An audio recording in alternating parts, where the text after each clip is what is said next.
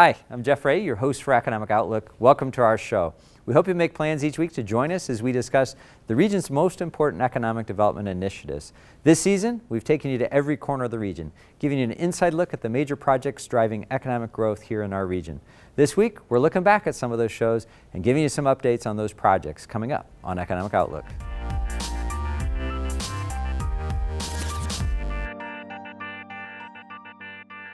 This season, we've met some great people, visited some exciting projects, and tried to give you all the information you need about what's driving economic growth across Southwest Michigan and Northern Indiana. Today, we're looking back at some of those shows, and joining me for that conversation is a familiar face, my co-host, George Lepiniotis. George, welcome. Thanks, Jeff. I'm glad to be here. George, you and I don't get to be together very often, so I'm always happy to have you in this studio. We are wrapping our season, so we typically, for our viewers out there, we start in September, we tape through about the 1st of June. We take a little bit of a summer hiatus, and so George, before we do this, I like to remind folks, TV is not your real job. You have some other responsibilities. So tell us a little bit about yourself. Remind us. Well, I like to. I would agree with you. TV is not our real job. I do enjoy it very much, though. But my day job is I'm an attorney with Krieg DeVault. We are an Indiana law firm. Our office is here in Mishawaka. We serve clients both regionally and statewide, and on national issues. I enjoy the practice. I'm largely a transactional attorney, so I'm oftentimes working on business deals, whether they be real estate, corporate work, mergers and acquisitions, but deals that largely affect our community. Great. No, George, we appreciate it. And you do a great job on the TV side. It has been a real honor to be your partner, and I'm grateful for the chance to work together. So, George, let's start high level, if you will. So we'll get into a couple of the specific shows, but generally, nationally, lots of conversation about the economy, what's happening, suggestions on recession. Even just a week or two ago, Dollar General didn't make their quarterly sales figures, and everybody was sure that was a true indicator of economy. Yeah. As you've been out and around, meeting with people, talking to people, what's your feel about how things are going on the economy here locally? Yeah, well, I definitely think trepidation is a good word to use. I think there is some concern that the economic indicators that our economists, leaders use to gauge where we're at financially and where the machine is going are not as stable and solid as they may have been in years past, recent years past. But I also don't feel that level of, we talked about it before we went on air. Yesterday was my birthday, so you and I are both old enough to have lived through the Great Recession. And I don't feel that level of panic in my day-to-day life or in the work we do here at the station. The stories we've told this year are largely stories of hope, positive developments, and a growth in the economy. As a matter of fact, I would say that Michiana, St. Joe County, Elkhart County, and Berrien County predominantly, but also Marshall County and LaPorte counties are still in a growth mode. And we're seeing significant positive developments happening in and around our community. Yeah, I think, when I think a little bit of just what's happening, things like AM General, for example, got a huge contract from the Army to build the JLTV, huge investment in our area. It's an $8 billion contract that's going to solidify manufacturing there. In South Bend, we just had Verbio announce they're buying the former ethanol plant. They're going to invest $230 million there, do some expansion, add some new jobs. If you're downtown South Bend, Memorial Hospital's under construction with their tower project, $200+ million on their new tower down there. If you went to downtown Elkhart and you watched the continued development of the river area in the core of downtown, or watch Goshen, or this, in the recent weeks we've seen redevelopment plans for Concord Mall or Orchard Mall up in Benton Harbor. As we get to Niles and Bridgman and St. Joe and Benton Harbor, there are a lot of pretty exciting things happening around. And I think that's what I enjoy about the show a lot is the chance to get to see some of those and talk about all the pieces that help kind of drive that economic growth. Yeah, not to toot our own horn, but I think that this show, with your leadership and everybody that works on the show, really is focused on these local stories. The news we see, people ask me why I do it. And largely I do it because it's refreshing to tell local stories that are positive and that show just how powerful an economic engine our little area of the world has. Yep. Let me get personal here for a second with you. So George, talk about where you're from. So I grew up in Bridgman, Michigan, right on the lake. Was an idyllic growing up. Growing up in small town Berrien County, small town St. Joe County, small town LaPorte County, has its advantages. So yeah, that was where I went to school, where I went to high school in my early years. I went to Andrews University in Berrien Springs. And then I got my law degree in Chicago. So I've always been kind of a regional Midwestern guy. I enjoy, although as I get older, maybe I don't quite enjoy winter as much as I used to, but I do enjoy the 4 seasons.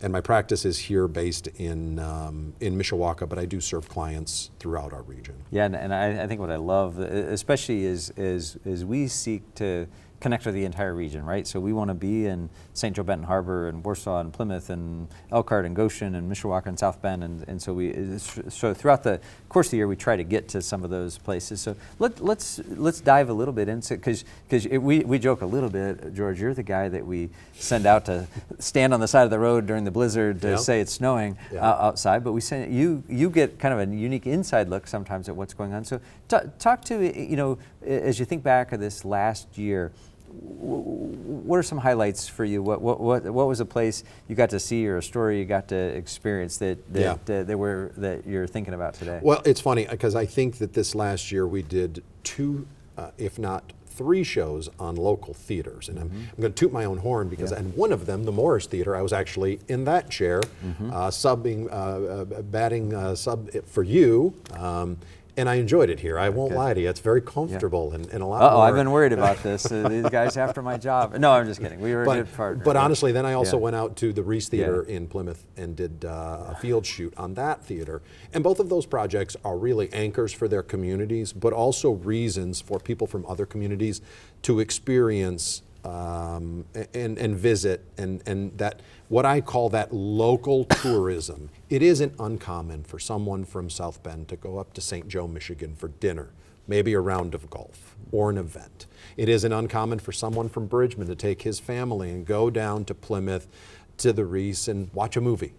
And it's these small projects or large projects that really draw the connections. I think this year we went out and saw the new bypass connection, or the US 31 connection to the interstate system.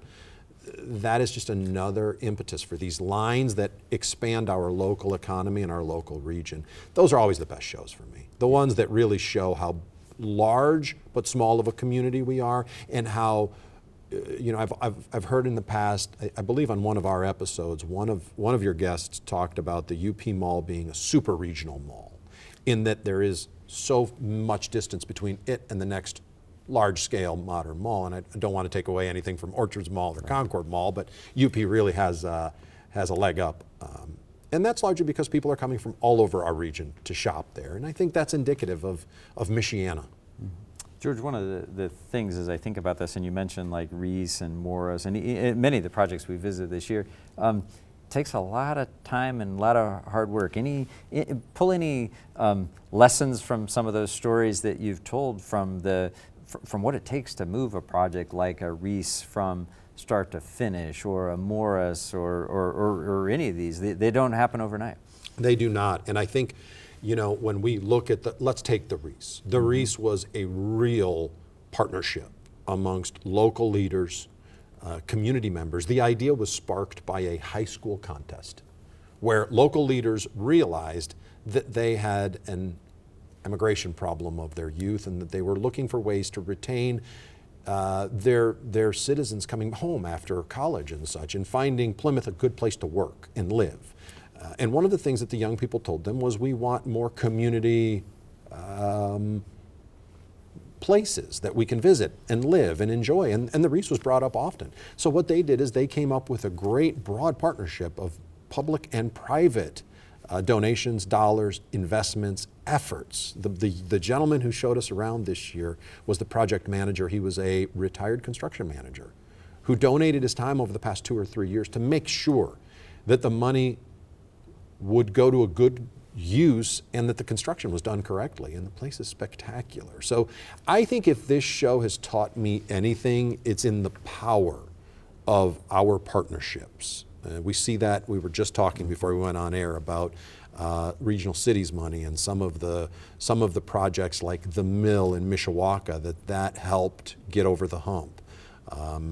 It is, I think in years past, economists thought that private was private and that there was really no room for public investment in private projects. I think we're realizing the error in that philosophy and just how important public help to these private projects can be to a community. Right. George, as I think about it and go through some of them that we've done over the last couple of years, the RV industry in particular. So I think a little bit of what an important driver that is, how that's kind of such an important indicator. We had what I thought was a terrific visit with some folks from the RV industry that kind of talked about where we're at in there, but just speak to a little bit of the maybe that industry and what an important driver it is for our local economy. Yeah, the RV industry has long been a mainstay of our economy. It is also one of the many national industries that Michiana can call home to, right? I mean, between Whirlpool Corporation up in Berrien County being a global leader in the home appliance market. Elkhart, Indiana is similar in that it is a global leader in the RV industry. I read a statistic recently that over 90% of American RVs are built in Elkhart, Indiana, Northwest Indiana. And that has expanded beyond Elkhart. But, that industry is not only a driver of our economy, it can be an indicator of our national economy. If you recall, I think there's a statistic that 2 or 3 presidents in a row visited Elkhart, Indiana as some of their first calls of duty. And I think that's largely because it is such an American industry, a uniquely American industry. We did an episode with a national transportation expert this year and spoke with him about what makes Elkhart and the RV industry such a vibrant part of our national economy. And he said he truly believed it was about it being a slice of Americana. Mm-hmm. Yeah, no, it's great. So George, think a little bit, you mentioned the mill, for example, downtown. And so we've had a chance to go downtown, visit, kind of the transformations happening, whether that was Elkhart or South Bend or Mishawaka in terms of what's happening there. Just speak a little bit to getting that sneak peek at those key projects and then being able to share those stories with our viewers. Yeah, a couple seasons ago, I recall, I called it our pool season because at the same time the Elkhart Aquatic Center was being built, the Marshall County Aquatic Center was being built. And so I stood in spaces that were under construction that someday were going to be a pool. And it struck me that these were projects that were decades in the making. They didn't just happen overnight. But I think there's a renewed focus on the value and unique character of our downtown experiences, whether it be Mishawaka, which is your home and a place that you're so intricately involved with. I spoke with Mayor Wood, who said that, gave you and Mayor Buter credit for starting that process. And it's been, when did you leave office? 12 years? 13 almost. 13, yeah. So think about the timing it took, and that was probably on your radar already, redeveloping that Uniroyal site. Mayor Wood said, I'll never forget his quote, he said, it's where people used to come make their living. Now we hope it becomes a place that our Mishawaka families can come enjoy their living. I thought that was a great quote about the value of our downtowns. They may never be what they were in the 70s or 80s, where they were our economic powerhouses, but largely development has changed. It's easier to develop in a place like the west side of South Bend, where there's lots of land and there aren't constraints and the stakeholders are a little bit less than it might be to plop a Uniroyal plant downtown Mishawaka. And I think we're seeing the value of the redevelopment and the vibrancy that these communities can bring. Right. George, in the last couple of years and even this year, we talked not only about projects, but I would call some of the projects that help drive economic growth. So we've had a little bit of a planes, trains, and automobiles, kind of reference. We've sent you out. So you mentioned like the 31 connection north. We've talked a lot about 31 going south. We've looked at South Shore. We've been out to the airport. Talk a little bit about the transportation pieces and how critical those are to help drive economic growth here. Yeah, that's such a great story here locally, isn't it?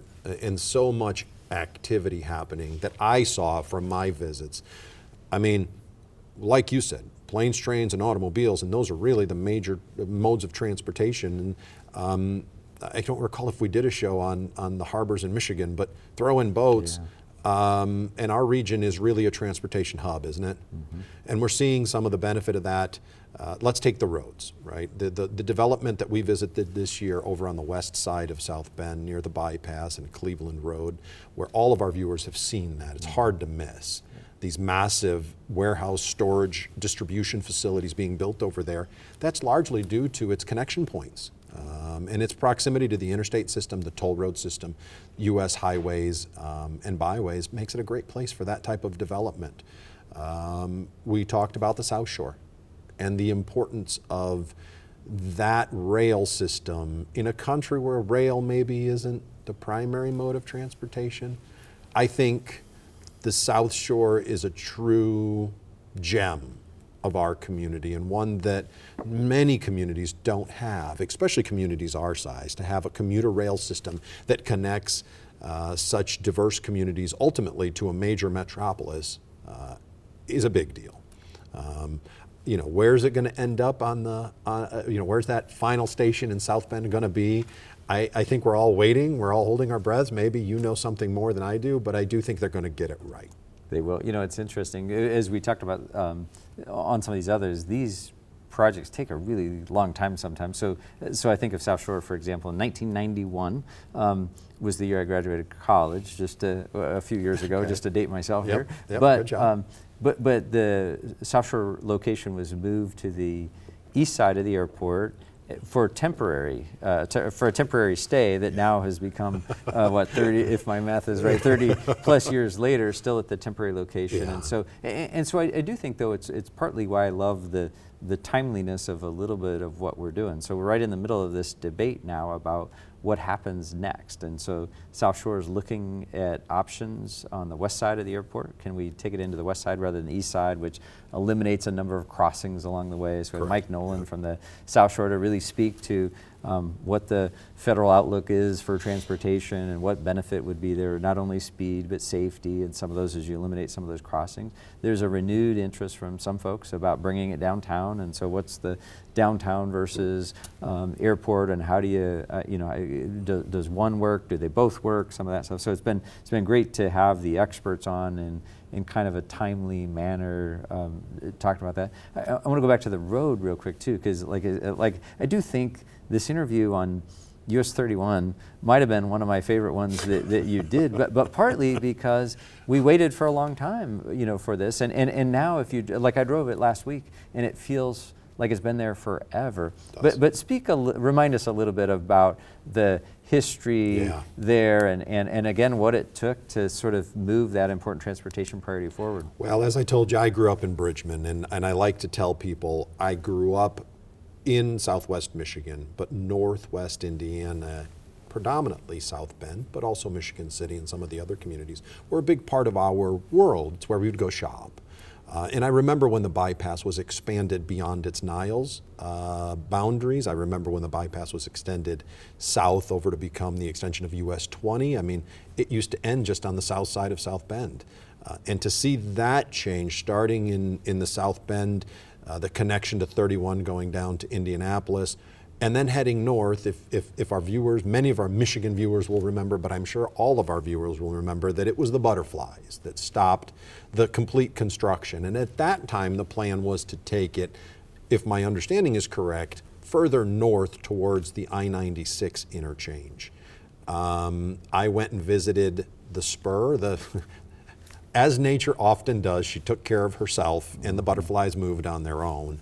And so the bypass was able to be built. It was constructed in a slightly different way, I believe, than originally planned, and now not only connects you to the interstate system through I-94 to I-96, but then also takes you into downtown Benton Harbor rather easily, which going back to our connections of transportation that oftentimes we don't think of, that I do because I'm put into this position. I'm blessed to have the ability to go talk to these people. South Bend International Airport is one of our growing transportation hubs. And Mike Dago from the airport will tell you that his goal is not only to serve Northwest Indiana, but really to serve Southwest Michigan and even beyond that. And that bypass makes a huge difference. If you can leave Kalamazoo, North Berrien County, up into Cass County and these other counties and come to SBN because there's a flight that's convenient for you, that bypass makes it a big deal. So they did finally connect it. I agree with you. I drove it immediately, right after the episode, and that was one of the episodes where producers were making fun of me because I always seem to be standing next to on the side of the road while you're here comfortable. Right. So, but it was spectacularly done. It was well done. It's well thought out. It is still there. It is subject to federal funding because they maintained certain lanes and certain passages on the US 31 connection to the interstate system. We're seeing some of that. It is now further construction for those of our viewers who drive it. Maybe routinely, there's massive construction both on the Michigan and Indiana side of the border. So it is a big deal. It is a huge deal, and the connection's a big part of that community. Yeah, and it's interesting, US 31, such a vital link, really north and south. This just recently, construction started going south again down in Plymouth, so we'll have you down near the railroad here in this next year. It's a 2-year project, but again, as we think about going south, the original goal get us around Kokomo, but also get rid of stoplights and railroad crossings and stuff. Yeah. So some of that is really starting to move. We're going to run out of time here before we know it. But so in our last 4 minutes or so, talk a little bit about maybe a couple others. We talked Choco Dino World. You went out to cultivate food rescue. We've talked semiconductors, all kinds of stuff. Mention just a couple others as we're going through. Oh gosh, well I'll tell you, there's probably the ones that stick out the most in my mind. I always enjoy going to visit our friends over at the South Bend Cubs. Four Winds Field is an excellent place to be. I was reminded of the value of such an organization looking back historically at minor league baseball in South Bend and how much Mr. Berlin and his team have done to bring it. It isn't even good, it's state of the art. I went there on game day this year, and it shocked me at the army of people preparing for a game. Mm-hmm. Each one of those were employed people. They were making a wage. The park is an economic driver, just beyond, not in and of itself, let alone the people that come here to watch a game from outside of our region. So that was a good one. That's a fun one too, a very timely one too, where major expansion plans are on the horizon. We introduced our viewers to those plans that should start at the end of the 24 season. I also got to wear the hardware too, just to brag a little bit about it. So again, a few more minutes. Talk about a couple other highlights. You had a chance to be with Governor Holcomb, Mark Turner, talking about Choco Dino World. Choco Dino. I don't think that's the official name. Gator World, right? So, I was. That was quite the afternoon and quite the presentation. Goes back to that public-private partnership and all the state did to help make South Bend Chocolate's new home a reality, and for the construction is moving along rapidly. We were at the airport just because it was kind of sloppy on the job site, but that's just another example of some of the great things that those partnerships are doing. I also probably will tell you that I always enjoy my time looking around the community and seeing the stuff that we don't necessarily pay attention to. Some of our solar projects that sit on rooftops that we don't see, some of the unique ways that our folks in the area, our business people, are coming up with to make a living. It's just great. It's just great. I think my one regret this year is I didn't get to go out to Clay's Candy, but I understand they have a new facility, so maybe next season we can get out there and get some Chocolate Charlie for you. We were counting on you bringing some back here. I don't know what happened with our schedule there. So in our last minute or so, George, talk a little bit about looking ahead. Again, we have a little bit of a hiatus in the summer. We hope the station will think about bringing us back in the fall. Give us some final thoughts just on what's on the horizon or things that our viewers maybe should be paying attention to from across the region. Yeah, well, your project, the battery project, I think that's such a big deal, and hopefully someday we'll get to see some of that and bring that story to viewers in its totality. I know our viewers know a lot about it, and it's been well publicized, but I would love to see it in person. I think that, as I mentioned, seeing some of the expansion, Clay's Candy or other businesses, local businesses that have that are growing in the region would be a great story. Good, awesome. Well, George, thank you. A pleasure to catch up. It's been a fun season. I've enjoyed doing it with you. We'll look forward to hoping we get to work together again next year. Thanks, Jeff. That's it for our show today. On behalf of the entire team here at WNIT, thank you for watching or listening to our podcast.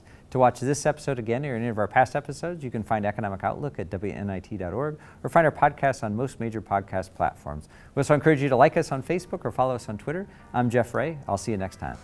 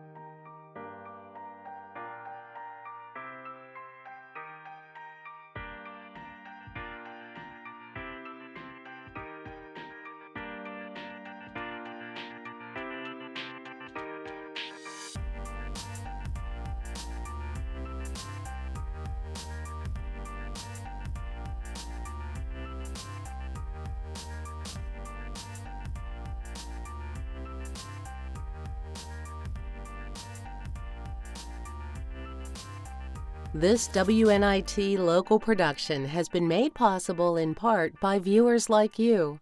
Thank you.